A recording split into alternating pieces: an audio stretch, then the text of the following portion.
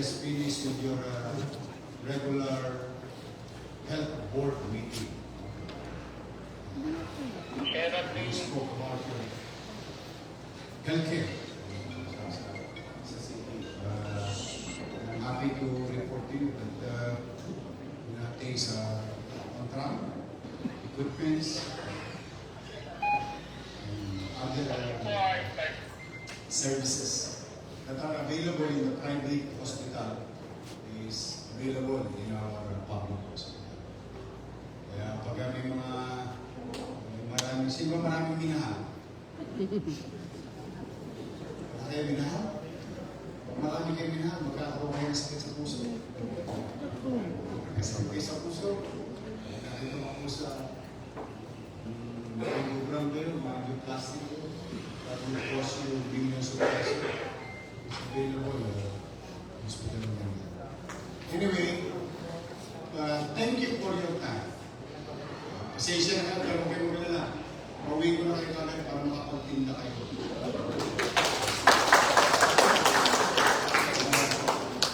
You know, I wanted to call your attention. Dahil may mga anak-anak na kapon, inireklamo yata kayo ng manunulat ng UST na madumi daw kayo eh. Madumi ba kayo? Hindi rin nakakapag yung basura nyo eh. Hindi kasi alam ko be true to myself. I don't wanna lie to people. When I claim ginagawa ko yung parte ko as syudad na kinukuha namin yung basura. At 10, anong oras? 12 to 1 a.m. And I oblige you to put it in a bin, plastic bin, and put it in somewhere else. Yung sa isang area. Tama ba? Yung pick-up point eh. Baka nakita niya yung pick-up point. Kasi kung gagawin mo sila, isasara ko na lang kayo. Hindi I mean, una-una, just so you know, nung araw makakalat kayo doon. Kung saan kayo doon na pupwesto, walang gobyerno, hirap-hirap lahat. Sige, Bibisona.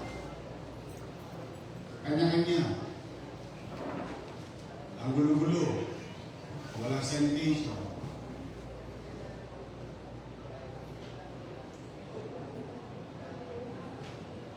Ngayon, inayos. Ligtas ang tao. Nakakalakad sinasara yung kalye o na particular na oras para yung mga estudyante, yung mga nanay, yung mga tatay, hindi kabahan. Yung kanilang mga anak habang bumibili ng murang malinis at pagkain, ligtas. Naging tourist area. Yumaman mo kayo? Okay. Umuulan tayo.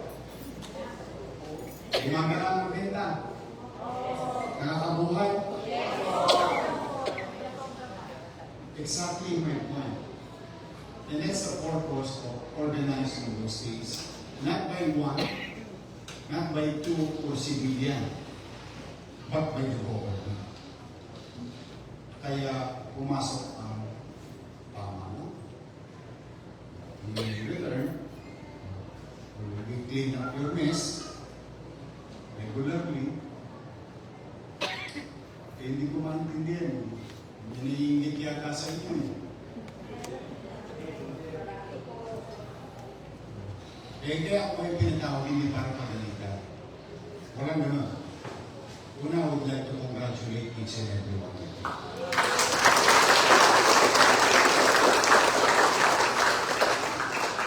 Masaya ako na umuunlad ang buhay niyo. Sa akin nakakita, tubig lang eh, pinibenta. O kumikita. I mean, I'm happy. If you're making a good sum of money, I'm happy for you.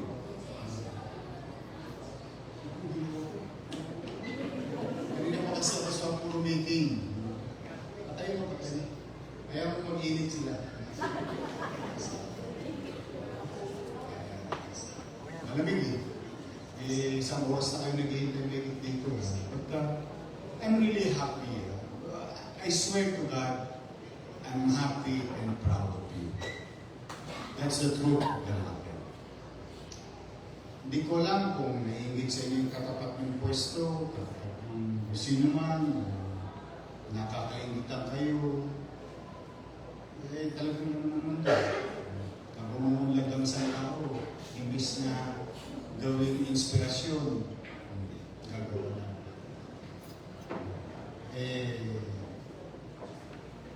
Ngayon, ang pakiusap ko, nandito police, nandito DPS, nandito ang focus, nandito yung mga barangay chairman,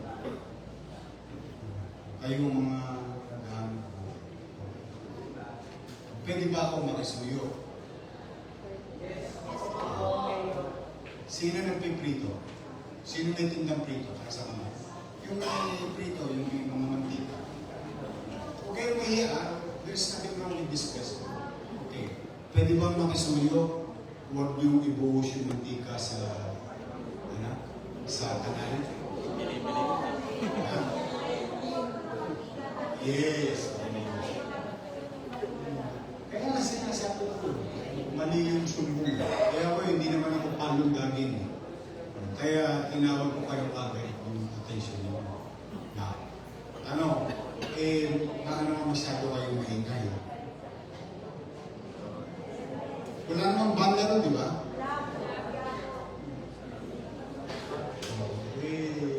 You tell yourself, baka may na-istorbo tayong mga ilang individual.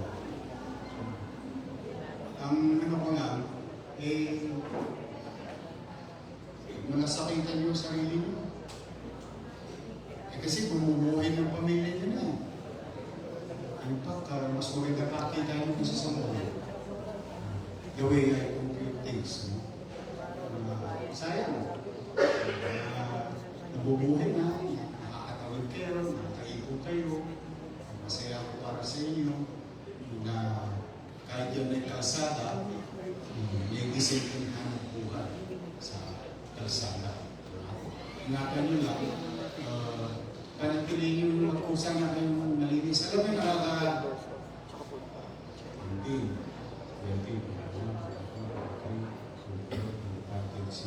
8 years na ako. Simula ko. Mula ko sinimulan noong 2019. Ngayon, 8 years na. Tingnan niyo yung record ko. Pag gising ng tao, parang walang nangyari. Walang anggo, yung sinabi kong lagay niyo sa sisidlan, ang ama, i-sell nyo, basta pagdating ng alas 4 ng umaga, alas 5 ng umaga, darating ng siyudad ng Maynila, pupunin niyo basura. Tapos mag-washing na ang sito. Tapos pag-gising ng tao, nagagamit nila. Sa araw, bawat. Sa gabi, yung mga kababayan natin na nagbubulay, nag-iista, kapaghahanap ko sa 8 years. Kaya ako, kasi yung tinausap ko sila, sabi ko, pwede ko naman yan isara. Pinipilit ko naman umahay sila. Give or take. Sa araw, sa gabi, pagkatay. Pero gusto ko may nadadaanan dahil kung di na nung nawala ako, kulit na. Nung bumalik ako, bumalik sa normal. Kasi may mga nagnanasa mo. Kayo bang mga barangay chairman? Sino mga barangay chairman nakakasama ito? Okay. O ano ba sabi natin yung mga kapitbahay?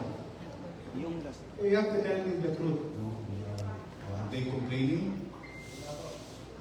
Are you sure?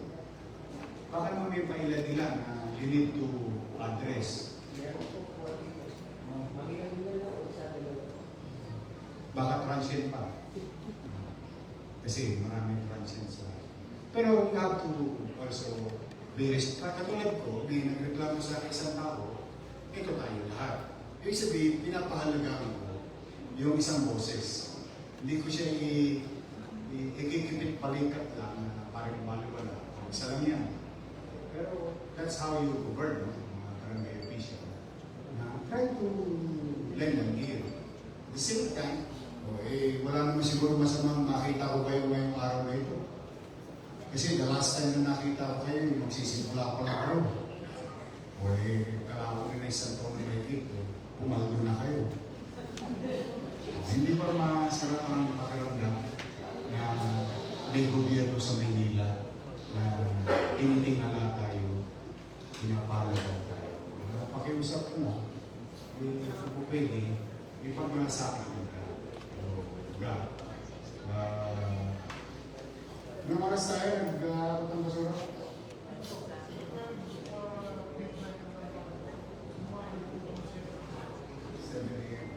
Malinis ba sa araw?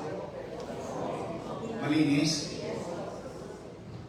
Dalawang bagay lang yan. Kayo lagi ka nagsisinungaling o nagsisinungaling yung nagreklamo.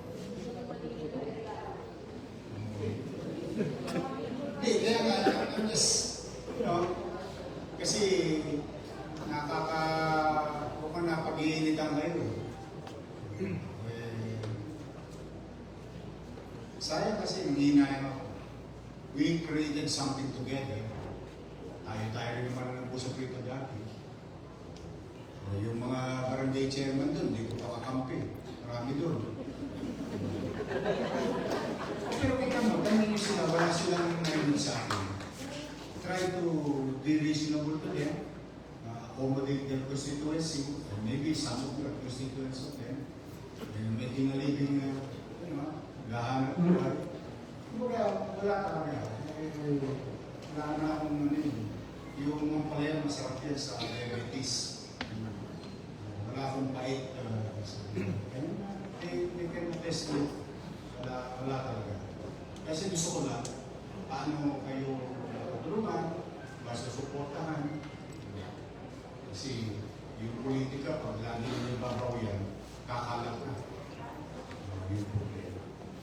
That's why I always try to set aside our politics. Kaya lang talaga, natin lang. Pwede ba yun? Extra lang, tingin ko extra effort. Yung ipakita natin sa mamamayan na, okay, naghahanap buhay ako pero responsable din ako na pansamantalang naghahanap buhay dito, gagampanan ko yung aking responsibilidad bilang naghahanap buhay. Hindi naman siguro kami dyan. Pwede? Nagawa sa recto. Pakita niyo yung dami na rin pumaldo. Yung Ilaya, Pabora, Carmen Planas, Santo Cristo. Pumaldo yung mga yun, bakit? Nawala yung kalaban nila sa recto. Nakakapasok yung mga bisita, nakakadrive, nakakapark, nakakapagili ng tela sa Pabora. Nabigbilan sila sa looban. Kumbaga, legal and thing. Meron ng negosyable, meron negosyable. So the same thing here. Hindi pwedeng payagan lahat ng kalsada sa buong UST o lahat nilang kumalat. Tapos pabayaan na lang natin. Kaya tayo nag-organisa, base na rin sa mga request nyo. Ngayon, ang holiday ko lang, walang masama sa meeting dito. Wala rin mga masama bilang ama ng lungsod ng Maynila na pakinggan po yung isang reklamo at paalalahan ng Mintero. Baka lang kasi, alam mo, pag nahihirati ka sa ligaya, pag nasobra ka sa ligaya, nakakalimot ka sa lahat. Marami kang nalilimutan bagay. Buti rati, hindi ka nakakalimot sa okay yung police, you make sure there is visible kayo lang. Meron ba kayo request? Meron ba kayo request? Wala naman. O, pwede ba agahan natin yung pag-sisilid nyo ng basura? Pwede ba mga alas 11?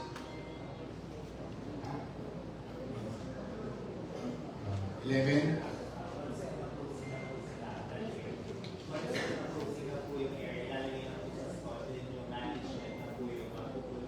Talaga. Nakita ko nga eh. Unless bulag ako eh. Hindi talaga. Nakita ko naman yung effort niyo. Sa barangay, sa mga pero as kasi paulit-ulit ko sasabihin, pipilitin ko makinig sa ilan. Hindi naman kasi konti lang sila. Hindi na natin sila makasingin. Mali naman yun. Ang pag-gobyerno kailangan. Ngayon, tinawag ko kayo. Mali na nila. Extra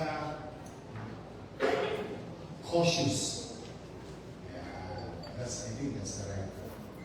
Na sensitive din tayo yung mga nakatira ina-attend. Okay? So, ano oras ang sala niyo? May nagtitinda mo doon? May nagbabantay sa kahan? Masa likotan kayo. Bumalik na kayo. Yun lang kung bakit po kayo tinatawag. Just to get your attention. Hindi ko binabaliwala ang lahat. I'm really trying to do my best. Really accommodate in as much as I can. Whether it is a request, whether it is a complaint, or whether it is a suggestion. Because ang nagsasabi ng tapat, nagsasama ng kaya ako, I'm really trying to. Kasi nung sinagot ko yung bata, sabi ko, if you see garbage there, I will close it down. I will shut it down. Sabi niya, meron daw. Sasara ko kayo pagka meron talagang nagkakalat ng basura. Diba? Hindi mo pwede magsinungaling yung picture. Na inaano siya sa isang area, tapos darating yung truck. Tapos nakita ko yung mga civilian, non-government employees na kung meron ba kayong asosasyon o samahan. Nakita ko mga ibang tao eh. Sino yun? Kayo ba yun? Oo, nakita ko, hindi naman tao gobyerno eh. Hindi naman city. Ibig sabihin, community members to. O barangay, tutulong-tulong. But still, bilang pagkama sa isang constituent, at least makita man nila na kinocall yung attention niya. And just be cautious. Sino ba yung si Pistasyo? Ha? Paldong-paldong yun. Yung Kokomoro, sino yun? Ano yan? Baga. Guri mo, baga. Dati sa ano lang namin tinitiri sa Kawali. Kasama na yung dubot-but ng suka. Ang dudot. Tapos may balik pa yun. Yun na nagpapasarap yun. Okay. Now, huwag kayong magtataka pamisa-misa na baka dumating ang MHD. Kasi nag-random check kami na Liquido or 2B. Ano na rin yan? Safety ng ating consumer. Pero ano yan? Mga random pero MHD hindi si Lady, saka hindi si Patty MHD. Dahil minsan, check din kami. Yung normal na ginagawa sa ibang. So, again, I hope that God will continue to bless each and every one of you. At pag kayo nakaipon, magtabi kayo na magtabi. Huwag kayo mag-iPhone ng iPhone. Mag-ipon kayo. Masaya ako na ang mga balita sa akin, may mga nakakabili na ng lupa, nakakapundar na, nahihirap ako sa pamilya. With all honesty, I'm in jubilation deep inside me when I see people succeed on a particular programs o government. Ito hindi naman ako ang nagpaulad sa inyo, kayo ang nagpaulad sa sarili ninyo. Naging tuloy na kami. But, yung pagmamaneno o yung journey, yung our journey, marami tayong mamimit sa kalsada. Kaya hindi ibig sabihin, sasagasaan lang natin sila. Wala namang masamang kaway-kaway, kung sa kanya, it's what you call the understanding the community, learning na tayo makibagay, masama. I know different minds, different hearts, opinions, so what matter most is that at the end of the day, tahimik kayo, matagumpay kayo, maliwalas ang lahat, may gobyerno. Ayos na. Hindi siya perfecto lugar, pero mas makakaroon naman ng tao na pinakikinggan naman sila.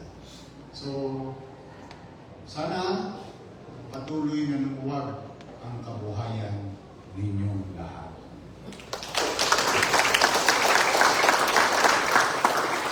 And now we are opening a new frontier. Very successful. I started with one coffee shop. Just one. Started with one. That one, dating dugyot na area yun, ang hito ng araw. Laging may sunod dun. Pinuposa yan ng lalaki lagi yung mga pader dun. Eh ngayon, maayos na siya. Naging successful yung si Kape. Gedli Kape. O ngayon, may sports facility pa. I don't know if president, you can go and have the idea. It's a maybe on the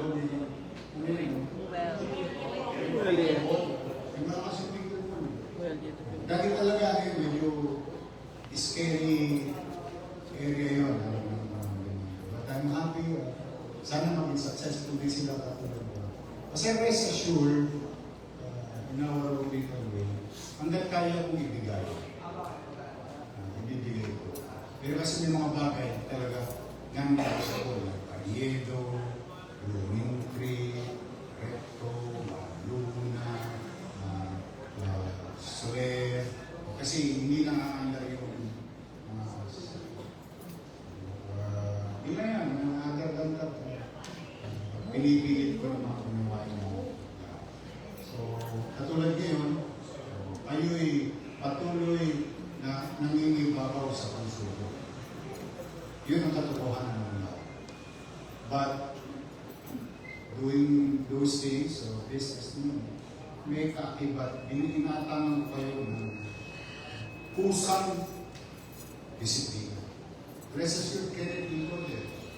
You pick your garbage.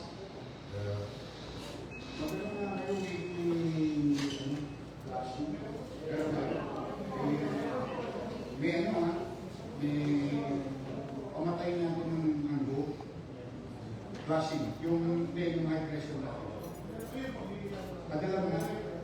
Parang tumilapon yung mga bangketa sa kasama. Padala mo doon. Meron kami isang yung pinaikot ko sa Maynila. High pressure. Para sa mga banil. Alam niyo yung banil? Yung libang na ayaw matanggal sa kalsada. Natatanggal yun. Tumitulapin yun. High pressure. Padala mo na. Sige. Kung mag-ingat kayo, medyo mahina ang benta ngayon, nabuulang.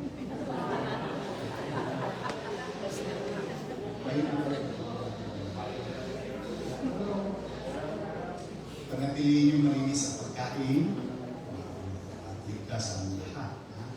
Basta you have the support of the city government of Manila.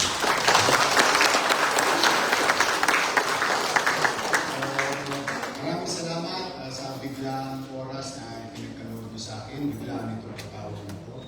At at the same time, I want to take this opportunity to see you and how you have become from the last time that we spoke together. And then I wish you more success in life. Mas umayaman ang taga Maynila, mas gumagaan ang pagbubugyero. Pag gumagaan ang kabuhayan ng tao, mas gumagaan ang pagbubugyero. And I wish that God will continue to guide and bless each and every one. Maraming salamat. At pala